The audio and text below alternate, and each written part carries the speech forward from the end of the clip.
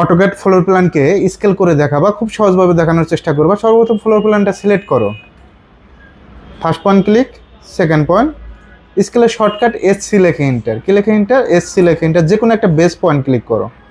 আমি যদি একটা ফ্লোর প্ল্যানটাকে বড় করতে চাই, যা আছে ডাবল করবো, তাহলে 2 লেখে এন্টার, কি লেখে এন্টার, 2 লেখে এন্টার, বড় হয়ে গেছে। এখন আমরা যদি এটা ফ্লোর প্ল্যানকে ছোট করতে চাই তাহলে কি করবো, সম্পূর্ণ সিলেক্ট করো, সিলেক্ট করার পর এসসি লেখে এন্টার, এই পাশে বেস পয়েন্ট ধরো, এই পাশে জাস্ট ক্লিক করে 0.5 কি দিব, 0.5।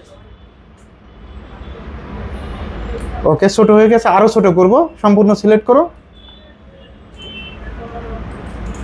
এসসি লেখে এন্টার, পয়েন্টে ক্লিক করো, এখান থেকে 0.5 আরো ছোট হয়ে যাবে। ওকে, আরো যদি ছোট করতে চাই তাহলে কি করব, সিলেক্ট করো, এসসি লেখে এন্টার,